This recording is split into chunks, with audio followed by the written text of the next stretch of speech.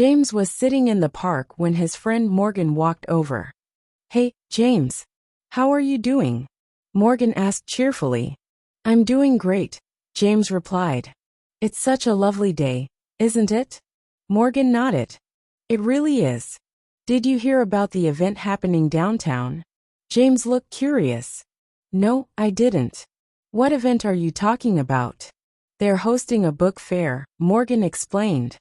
"I thought you'd love it since you're such a bookworm." "That's amazing," James exclaimed. "You know I can never resist buying books." Morgan laughed. "I remember last time you said, 'I'll only get 2 books,' but you walked out with 10.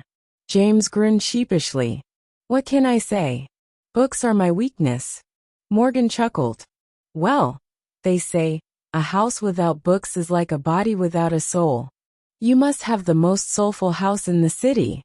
"That's true," James said with a laugh. "My shelves are overflowing. I had to buy another bookshelf last month." Morgan shook his head in mock disbelief.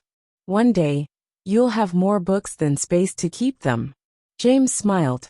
"That's already the case. I've started stacking them on my desk and even under my bed." Morgan looked amused. "You need a personal library, James." "That's the dream," James said, his eyes lighting up. "Imagine a cozy room with bookshelves covering every wall." "Do you have a favorite genre?" Morgan asked as they walked. James thought for a moment. "Not really. I just love stories that make me think or transport me to another world." Morgan nodded. "I get that. A good story stays with you long after you've finished reading it." "Exactly," James agreed. "Some books feel like old friends, don't they? You revisit them, and they still teach you something new." "Let's go to the book fair and find a few new friends for your collection," Morgan suggested.